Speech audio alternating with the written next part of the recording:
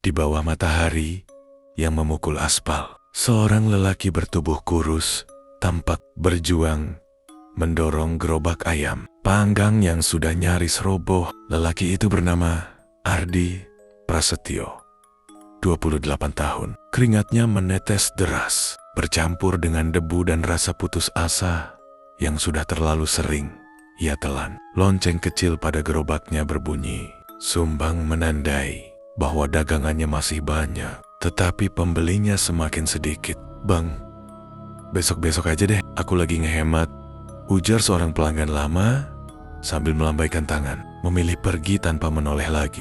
Ardi hanya bisa menghela nafas panjang. Semakin hari, hidupnya terasa seperti jalan buntu yang terus memanjang. Ketika matahari tenggelam dan langit berubah merah gelap, Ardi pulang ke rumah kontrakan kecilnya di ujung desa. Rumah itu sempit, cat dindingnya mengelupas, dan bau lembab tak pernah hilang. Di dalamnya, seorang perempuan muda dengan tubuh lemah tengah beristirahat di lantai, beralas tikar lusuh. Wajahnya pucat, napasnya berat penuh batuk kecil yang ditahan.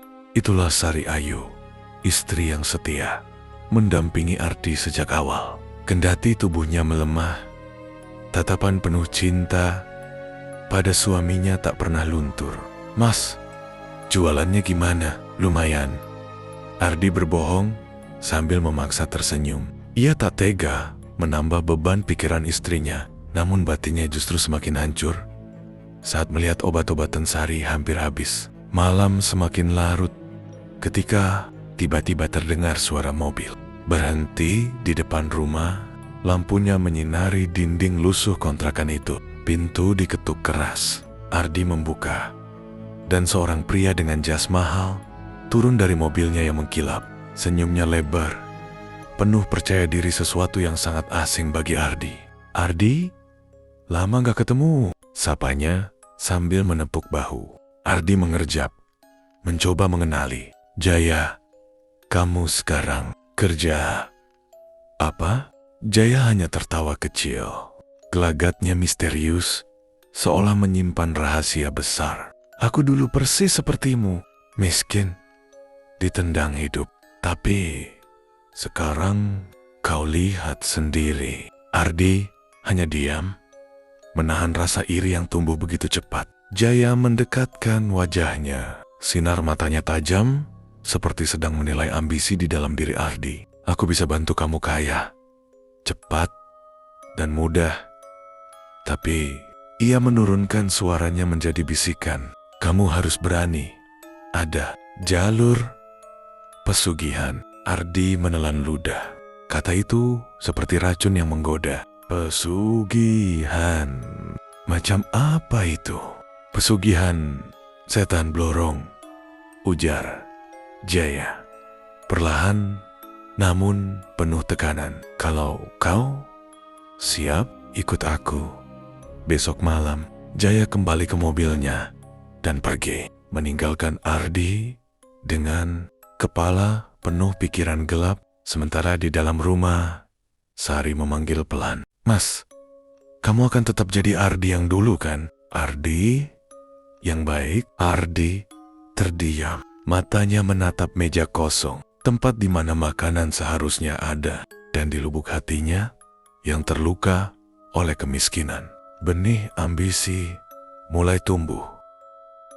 Malam berikutnya datang seperti ancaman. Angin bertiup lembab, membawa bau amis dari arah sungai. Langkah Ardi berat, tapi dorongan ambisi dalam dadanya jauh lebih kuat dari keraguannya. Ia mengikuti Jaya menembus jalan setapak yang jarang dilalui orang. Desa sudah tertidur, hanya suara jangkrik yang terdengar bersaut-sautan.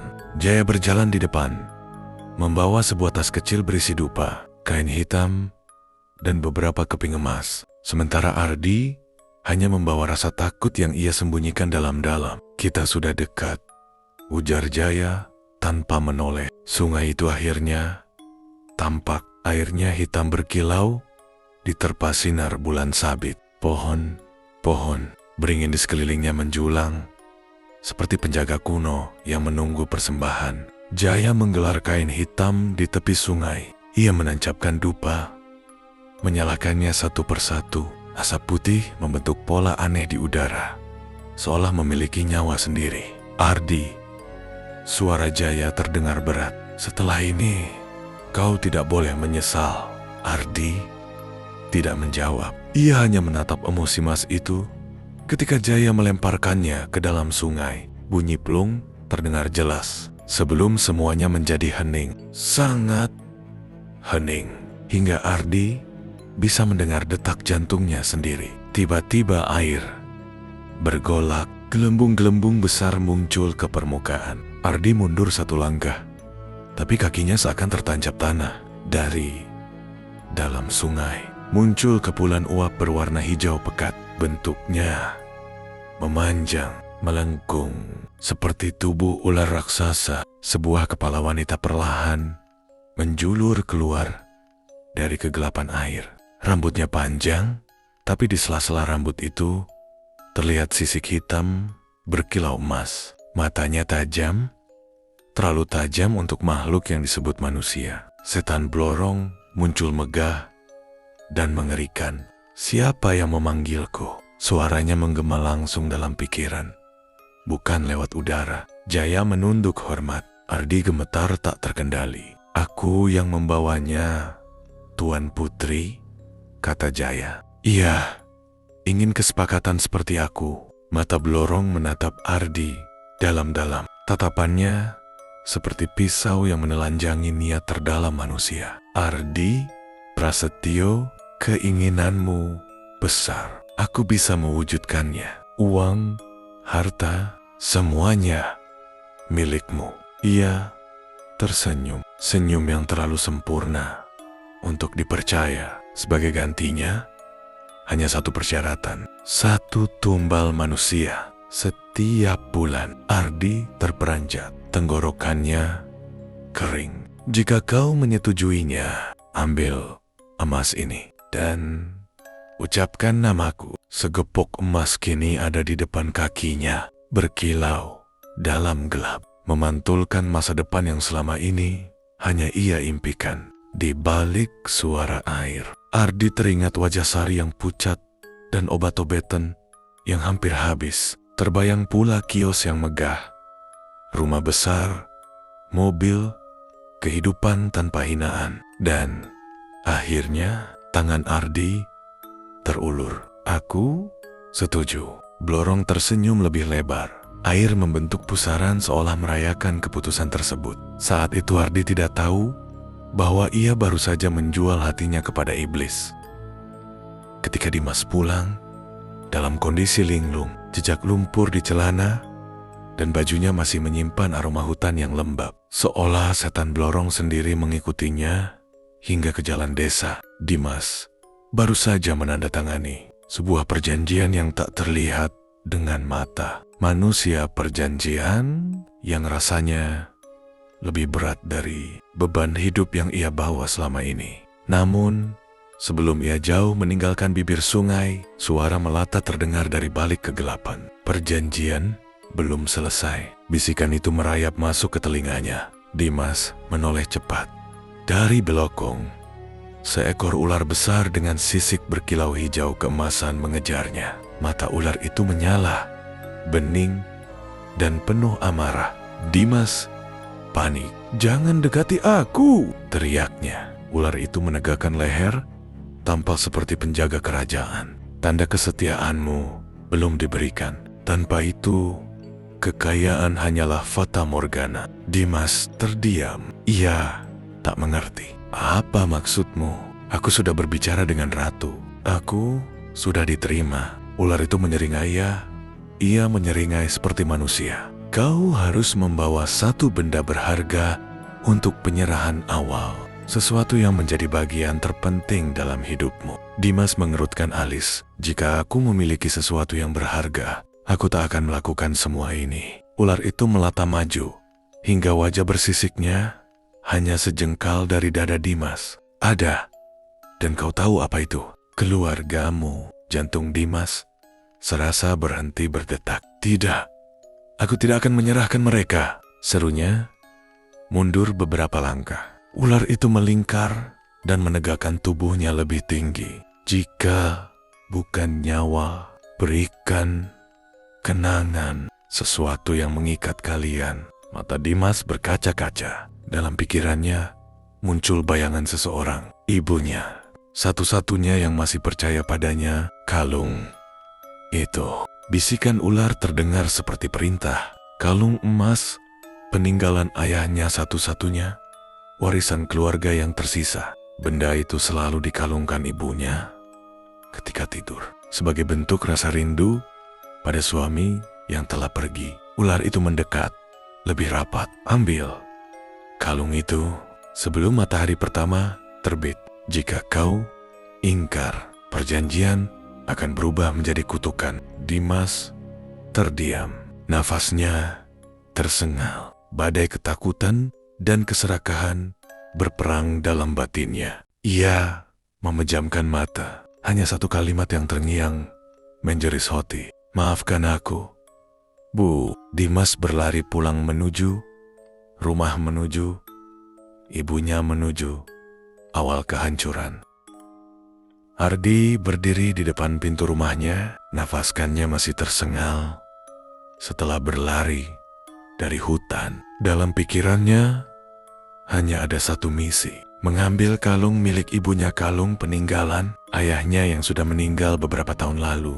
Rumah itu gelap, hanya lampu ruang tamu yang temaram. Ia membuka pintu pelan, berharap ibunya sudah tidur. Namun, suara batuk terdengar dari dalam kamar. Ibunya belum tidur, dan batuk itu selalu mengingatkannya bahwa waktu mereka tidak banyak lagi. Ardi masuk, melihat ibunya terbaring lemah. Di lehernya, kalung itu berkilau, terkena sedikit cahaya bulan. Kalung berbentuk sisik naga, berlapis emas warisan keluarga yang katanya memiliki penjaga sendiri. Perlahan, Ardi mendekat. Tangannya terulur, bergetar hebat. Wajah ibunya tampak damai dalam tidur, tanpa tahu bahwa anak satu-satunya sedang berkhianat demi harta. Ini hanya untuk menyelamatkanmu, Bu. Batinnya memaksa dirinya tetap melangkah.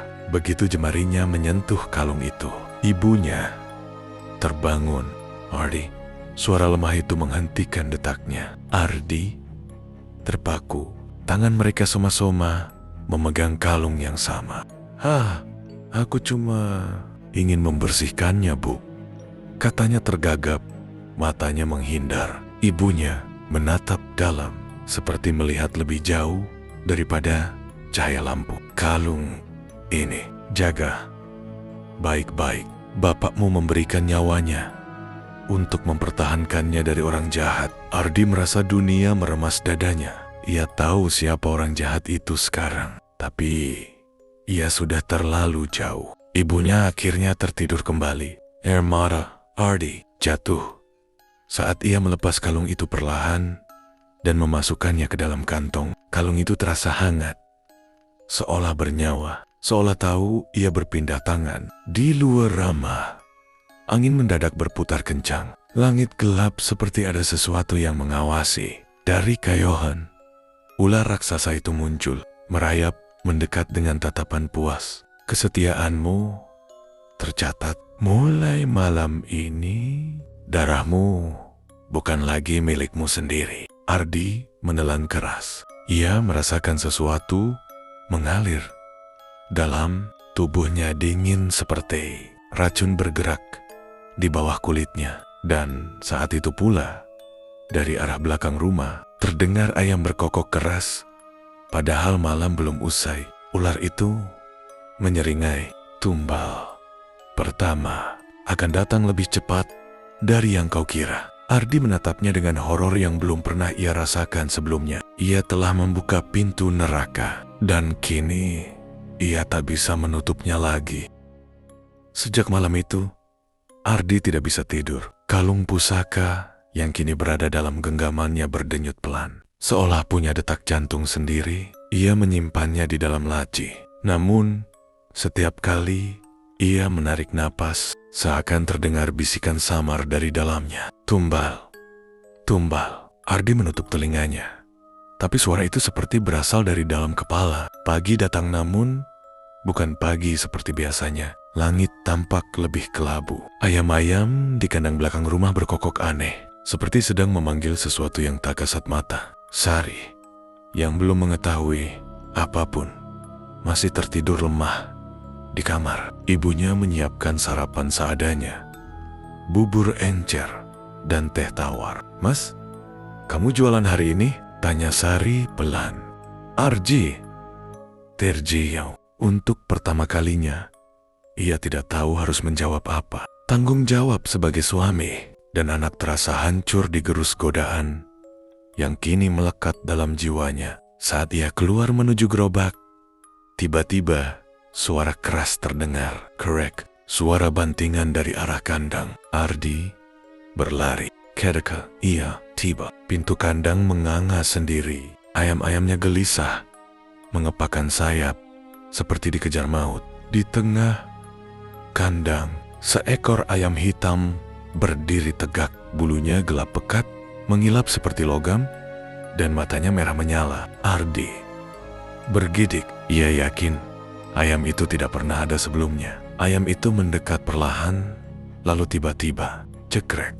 Ia mematuk leher salah satu ayam lain hingga terputus. Darah memercik ke segala arah. Ardi terpaku dalam ketakutan. Ayam hitam itu menatapnya dan berbicara tanpa membuka paruh. "Darah pertama untuk pengukuhan. Kau sudah menjadi bagian dari kami." Ardi terjatuh mundur. Tidak, aku tidak minta tumbal sekarang." Suara Ardi bergetar. Napasnya pendek-pendek. Ayam itu melompat ke atas kayu. Kepalanya bergerak patah-patah, layaknya makhluk yang rusak. "Kau tak bisa mengatur jadwalnya." Bisikan itu menembus kepalanya lagi. "Kau hanya pengikut kami yang memimpin." Ardi memejamkan mata. Namun, pandangan tentang setan blorong muncul lagi dalam benaknya. Melingkar seperti ular di pikirannya. Kini ia sadar, tumbal bukan hanya manusia. Tumbal adalah hidupnya sendiri, yang perlahan habis dimakan iblis. Ayam hitam itu melompat mendekat, sangat dekat, hingga Ardi bisa merasakan bau amis busuk dari paruhnya. Ayam itu kemudian berkata dengan suara yang mirip Jaya, "Segera, tumbal manusia pertama. Jika kau telat yang mati, bukan tumbalmu, tapi mereka yang kau cinta." Ardi menoleh ke arah rumah. Di sana Sari dan ibunya, dua nyawa terpenting yang kini justru menjadi sasaran. Ayam hitam itu kemudian hilang dalam sekejap, hanya menyisakan darah dan bulu berceceran di tanah. Ardi terduduk lemas, tangan dan pakaiannya belepotan darah, dan mulai hari itu ia tahu batas waktu telah berjalan. Jam kematian mulai berdetak dan korban pertama harus dipilih.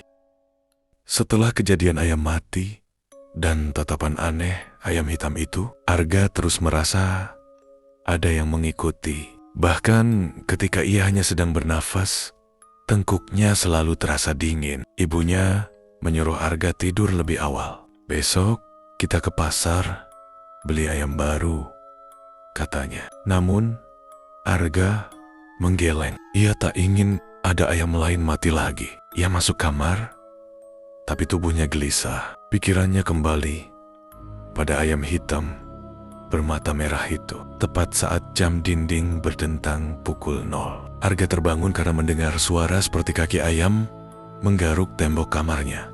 Krek, krek, krek. Ia menahan napas, menutup telinga, tapi suara itu semakin jelas, mendekat dan berhenti tepat di luar pintu kamarnya. Arga meraih ponsel dan menyalakan senter. Dengan langkah gemetar, ia mendekati pintu. Tiba-tiba, sesuatu dari bawah pintu menyelinap masuk. Cakar ayam hitam, panjangnya tidak wajar. Gerakannya perlahan, seperti mencari celah untuk masuk lebih jauh. Arga terdiam. Tak bisa teriak, tak bisa bergerak. Lalu terdengar suara berbisik dari balik pintu, bukan suara ayam, tetapi seperti suara manusia yang tercekik. Ga, buka ah. Arga mundur. Hampir jatuh. Pintu kamar bergetar keras. Seolah ada yang mendobrak dari luar. Duar, hingga pada dobrakan ketiga, pintu itu pecah sedikit pada bagian atas. Dan lewat celah itu, sepasang mata merah menyala, menatap langsung ke arah Arga. Mata itu milik ayam hitam yang kini berdiri tegak seperti manusia. Darah menetes dari paruhnya. Mulutnya terbuka dan suara yang keluar bukan lagi kokokan, melainkan jeritan panjang yang menusuk telinga Arga. Arga tersentak bangun dengan napas terengah-engah. Keringat dingin membasahi seluruh tubuhnya. Ia berada di kamarnya. Pintu masih tertutup rapat. Tidak ada yang jebol. Semua seperti tidak pernah terjadi. Tapi rasa takut itu masih tertancap di tulang belakangnya. Suara jeritan, tatapan mata merah, semuanya begitu nyata. Arga meraih ponsel. Jam menunjukkan jam 4:03 pagi. Namun satu hal membuatnya terpaku. Layar ponsel penuh goresan, seperti tercakar. Bukan mimpi. Matanya menatap ke pintu. Dan ia melihat 3 bekas cakar panjang di permukaan pintu kayu. Dalam, seolah dicoret oleh makhluk kuat. Arga berlatet, mencoba mengatur napas, lalu mendengar suara kecil dari luar kamar. Kok? Suara ayam, tapi pelan, seperti seseorang yang menahan suara tersebut di tenggorokan. Arga memaksa membuka pintu perlahan. Lorong gelap, kosong, namun lantai dipenuhi jejak kaki ayam, mengarah ke ruang tengah. Arga mengikuti jejak itu dengan jantung yang menghantam dadanya. Setiap langkah terasa seperti menuju sesuatu yang tidak boleh ia lihat. Di ruang tengah, ibunya sedang berdiri membelakangi Arga. Diam, tak bergerak. Ibunya menoleh. Wajahnya pucat, mata memerah, bibirnya bergetar hebat. Arga, kamu harus pergi dari rumah ini. Arga bingung dan cemas. Ada apa, Bu? Kenapa? Tepat saat itu, ayahnya muncul dari kamar, rambut berantakan, wajah kuyu. Namun, yang paling menyeramkan, baju bagian dadanya berdarah. Arga panik. Ayah kamu kenapa? Ayahnya hanya terdiam, kemudian membuka bajunya sedikit, dan di dada ayahnya terdapat bekas cakaran burung dalam, berdarah. Seperti sudah terjadi semalaman. Dia datang mencari apa yang pernah kita janjikan. Suara ayahnya serak, hampir tidak terdengar. Arga menatap kedua orang tuanya yang tampak ketakutan, seakan menyimpan rahasia besar. Ibunya menggenggam wajah Arga, menatap tepat ke matanya. Kami sudah mencoba melindungimu, tapi sekarang kutukan itu menuntut balas. Arga menggeleng, mundur, tak percaya. Apa maksud ibu? Kutukan apa? Ayahnya menatap lantai. Suara penuh penyesalan. Ayam hitam itu bukan ayam biasa. Itu tumbal pesugihan yang dulu membawa rejeki untuk keluarga kita. Arga terpaku. Tubuhnya seolah membatu. Ayah melanjutkan, dan kamulah tumbal berikutnya. Arga membeku. Suara detak jam terdengar begitu keras. Suasana menjadi sunyi, mencekam. Lalu, dari balik pintu belakang, krok, suara paruh ayam menggema lebih dekat dari sebelumnya. Dan kali ini, suara itu memanggil nama Arga. Arga, ayah dan ibu langsung menarik Arga ke belakang mereka. Namun Arga merasakan sesuatu dari pergelangan kakinya. Cairan hangat mengalir. Ia melihat ke bawah. Darah dan bekas cakar 3 garis baru saja muncul di kulitnya. Pelan, seperti digores oleh sesuatu yang tidak terlihat. Arga menjerit.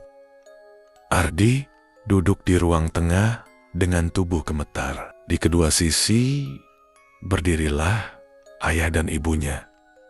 Wajah mereka pucat, penuh rasa bersalah dan ketakutan yang sama besarnya. Bekas cakar misterius di pergelangan kaki Ardi masih mengucurkan darah. Meski sudah dibalut kain, rasa perih itu seperti kobaran api yang terus menyala. Ardi menatap kedua orang tuanya dengan marah. Kalian tahu semua ini sejak dulu. Kenapa aku tidak pernah diberitahu? Oh iya, menanduk.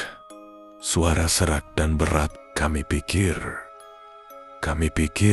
jika kita berhenti melakukan ritual, maka kutukan itu akan kehilanganmu. Ibunya mencoba memegang tangan Ardi, namun ditarik menjauh. Kalian menjual hidup anak kalian sendiri. Untuk apa?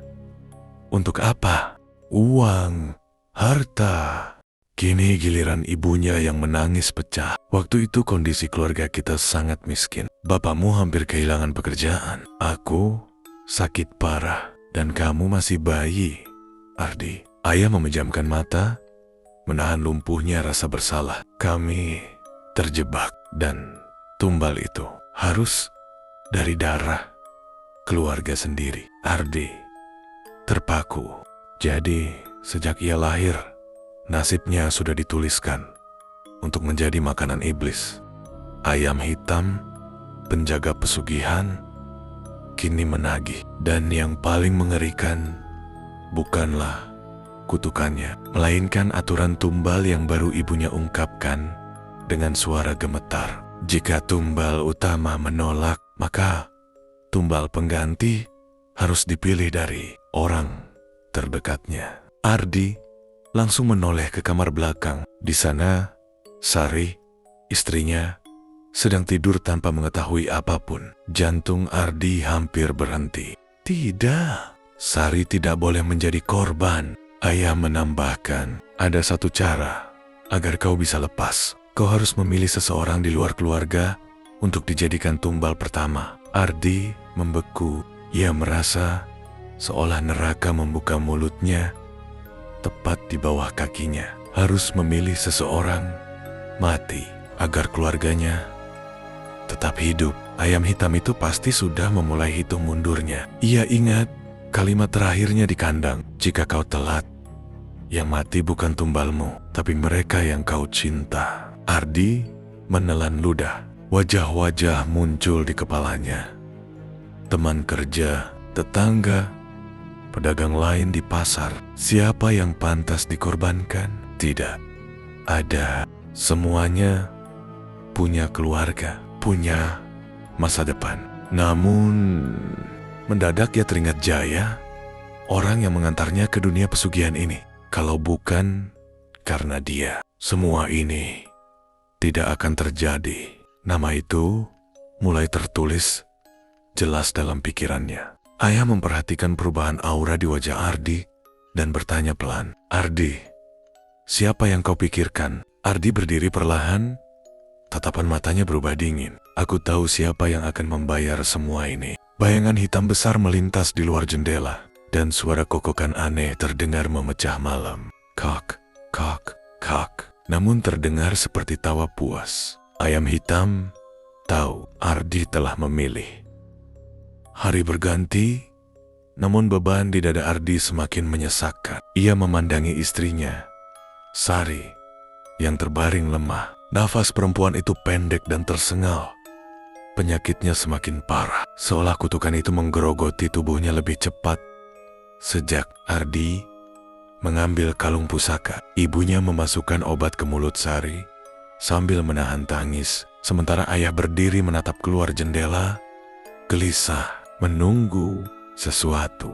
Ardi tahu apa yang ditunggu ayah. Kedatangan ayam hitam, tanda bahwa malam penagihan hampir tiba. Suara ponsel berbunyi. Nama yang muncul di layar membuat tangan Ardi berkeringat dingin. Jaya, teman lama, pembawa jalan pesugihan. Ardi mengangkatnya dengan suara bergetar. Hello, di mana kau? Sekarang suara Jaya terdengar serak, seperti tidak tidur berhari-hari. Ardi ragu, namun pikirannya gelap. Nyawa seseorang harus dipilih, dan Jayalah yang menyeretnya ke jurang ini. Jay, bisa ke rumah? Aku butuh bicara. Hening sejenak. Kau sudah lihat ayam itu juga kan? Nada Jaya berubah penuh ketakutan. Ardi tercekat. Jadi, kutukan ini juga mengejar Jaya.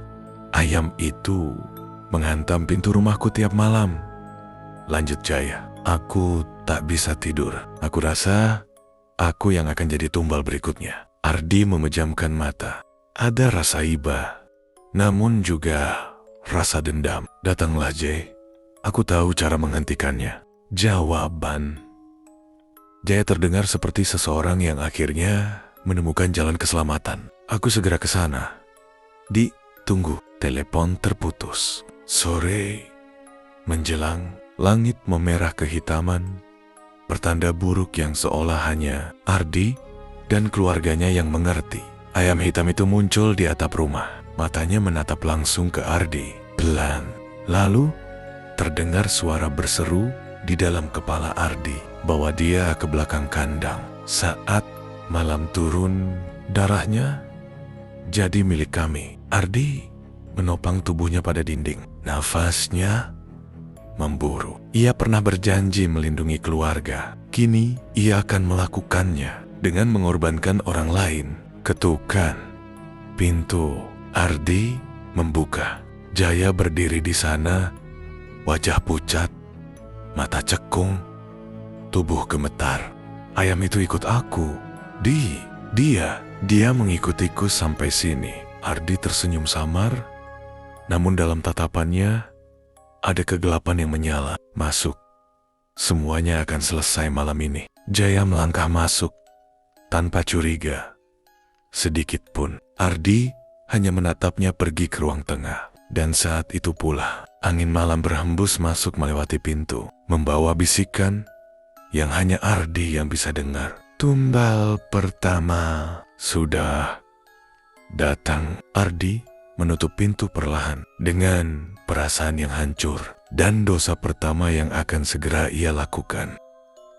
Senja merambat turun, cahaya terakhir yang tersisa di langit seperti disedot sesuatu dari dalam bumi. Ardi berdiri mematung di belakang rumah, tepat di depan kandang. Ayam yang kini lebih mirip altar kematian daripada tempat ternak. Ayam hitam itu bertengger di atas tiang kayu. Matanya menyala, menyisir tubuh Ardi dan Jaya seperti algojo yang menilai calon korban.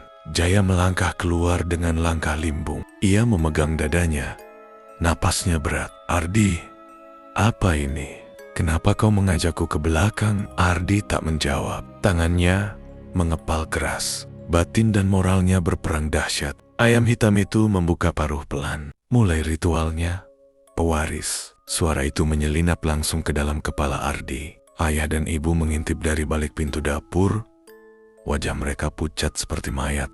Mereka tahu ini adalah harga untuk selamat. Jaya menatap Ardi, terlihat semakin curiga. Kau menyembunyikan sesuatu ya? Apa yang kau tahu tentang ayam sialan itu? Ardi menatap sahabatnya itu, pria yang pernah menolongnya banyak hal. Namun kini, ia akan mengirimnya ke kematian. Ardi membuka mulut. Suaranya serak. Maafkan aku, Jay. Jaya mundur selangkah. Ketakutan mulai mengambil alih wajahnya. Ardi, jangan bercanda. Ini bukan salahku. Kau juga yang mau pesugihan itu. Ayam hitam itu tertawa. Suaranya seperti teriakan manusia yang dicabik. Cepat. Pisau itu. Pisau panjang tergantung di dinding kandang. Pisau yang dulu ayah gunakan untuk sembelih tumbal pertama. Tangan Ardi melayang ke arah pisau. Gemuruh jantungnya menghantam tulang rusuk. Jaya berteriak, Ardi, sadar, kita bisa kabur. Kita cari pertolongan. Kau tak perlu.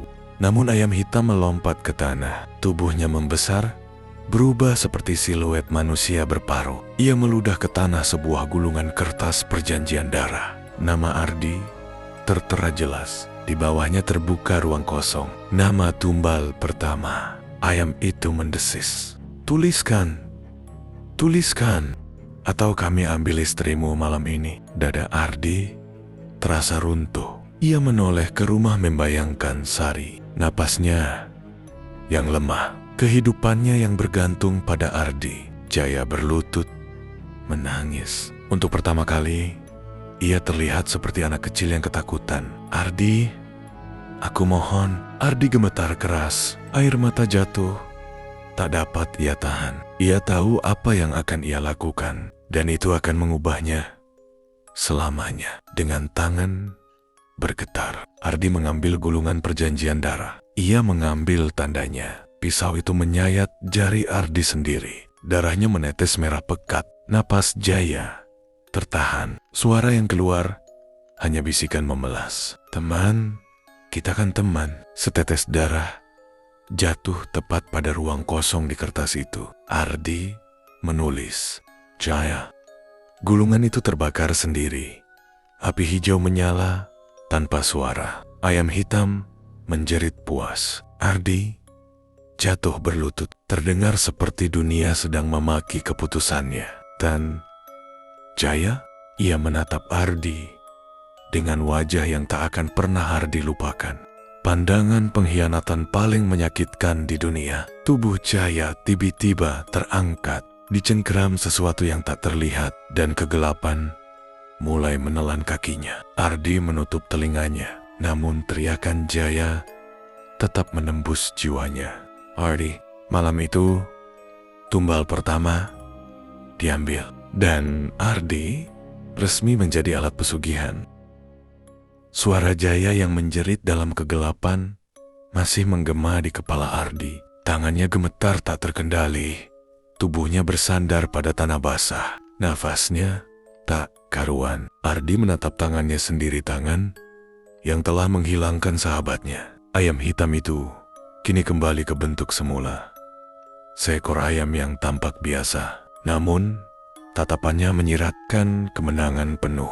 1 tumbal, 1 harta. Ayam itu mengepakkan sayapnya. Bulu-bulunya beterbangan seperti serpihan mimpi buruk. Tanah di belakang kandang bergetar pelan. Bersamaan dengan itu muncul sebuah peti kecil mengkilap seperti baru diangkat dari dunia lain.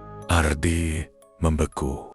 Ayah yang menyaksikan dari kejauhan melangkah, mendekat. Wajahnya pucat, namun matanya berbinar serakah. "Harta pertama kita, kita.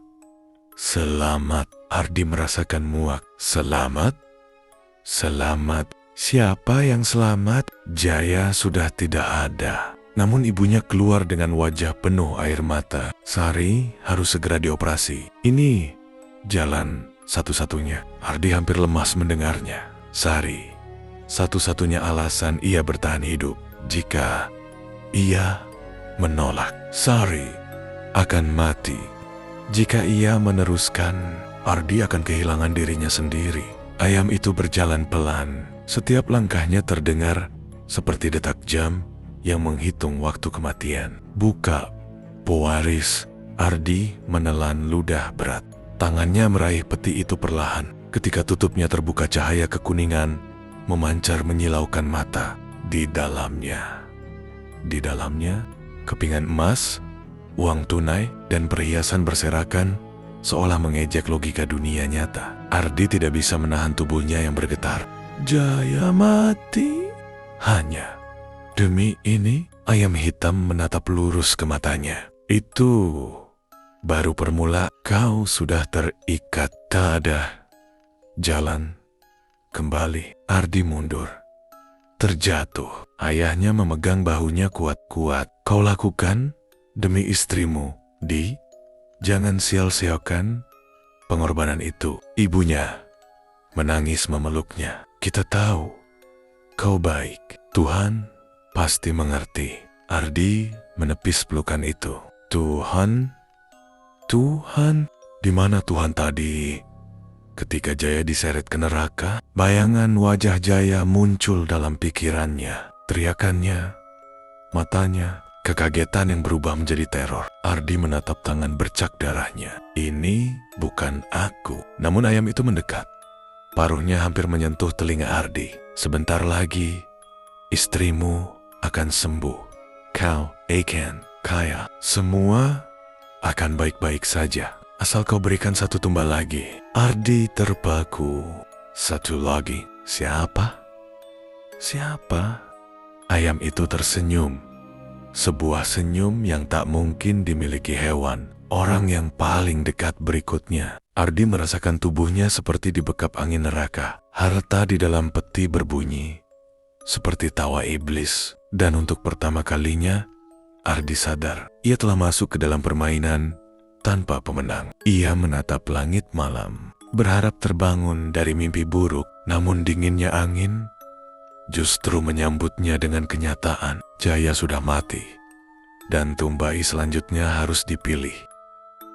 Malam itu, angin tak lagi sekadar dingin. Ia membawa bisikan-bisikan dari dunia yang tak terlihat, mengintai Ardi dari setiap sudut gelap desa. Sejak kematian Jaya, hidup Ardi berubah dalam sekejap. Sari menjalani operasi, dan keajaiban terjadi. Dokter berkata, kondisi Sari pulih di luar nalar medis. Kebahagiaan itu tak bertahan lama. Ardi tahu setiap nyawa yang diselamatkan harus dibayar dengan nyawa lain. Ayam hitam mengikuti Ardi setiap saat. Diam, tapi menuntut. Tumbal kedua, orang yang paling dekat berikutnya. Ardi hanya punya dua orang paling dekat selain Sari, ayah dan ibunya. Dan di titik itulah neraka dalam hati Ardi membara. Suatu malam, Ardi menemukan ayahnya menatap peti harta dengan mata yang sama, seperti iblis yang ia lihat di ayam hitam. Setelah ini, kita akan menjadi keluarga terpandang, Di. Kau harus kuat. Ardi mengepalkan tangan. Ayahnya, pria yang ia hormati seumur hidup, kini berubah menjadi monster yang dibungkus ambisi. Ibunya pun tak berbeda. Ia memaksa Ardi memilih. Pengorbanan sudah dilakukan. Tak ada gunanya berhenti. Jangan buat Sari sia-sia. Kata-kata itu menampar jantung Ardi. Pengorbanan? Jaya bukan barang kurban. Ia sahabat. Air mata Ardi jatuh. Ayam hitam memanggil Ardi ke kandang lagi. Bulunya kini memancarkan kilau merah darah. Ayah dan ibu berdiri di belakang Ardi. Wajah mereka bukan lagi wajah manusia, melainkan wajah keserakahan. Pisau yang sama ditempatkan di tangan Ardi. Ayam itu mendesis. Tentukan siapa yang lebih kau butuhkan untuk masa depan kemewahanmu. Ardi hampir muntah mendengarnya. Ia melihat ayah tegas, keras, namun pernah mengajarinya tentang hidup. Ia melihat ibu perempuan yang mengasuhnya dengan cinta. Sekarang dua-duanya berlutut menagih nyawa orang lain. Ardi memejam mata. Terbayang wajah Sari yang tersenyum polos. Terbayang wajah Jaya menjerit dalam gelap. Dan terlintas satu hal. Kalau ia meneruskan ini, semuanya akan hilang, termasuk jiwanya sendiri. Ardi membuka mata. Tatapannya kini mantap. Ia mengalihkan pisau ke arah dadanya sendiri. Ayah dan ibu memekik. Ardi, apa yang kau lakukan? Ayam hitam menjerit. Hentikan. Tanpa pewaris, perjanjian berakhir. Ardi tersenyum tipis. Wajahnya penuh air mata. Kalian salah pilih orang. Aku bukan pewaris iblis. Siap. Pisau menancap. Darah mengucur deras. Ayam hitam berubah wujud menjadi sosok tinggi bergigi tajam. Menjerit. Marah. Kau menolak harta. Ardi jatuh tersungkur.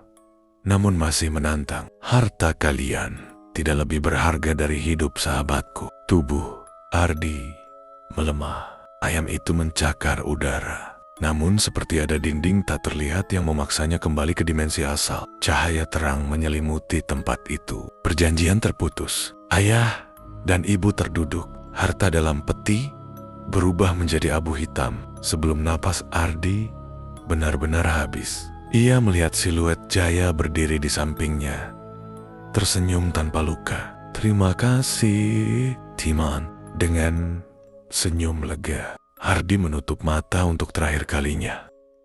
Keesokan paginya, warga menemukan Ardi tewas di kandang ayam yang hancur. Sari pingsan mendengar kabar itu. Ayah dan ibu menjadi gila, terus memanggil sesuatu yang tak lagi ada. Desa itu punya cerita baru tentang lelaki yang menolak menjadi budak pesugihan meski harus membayar dengan nyawanya sendiri. Dan setiap tengah malam, dua suara terdengar samar dari arah kandang kosong.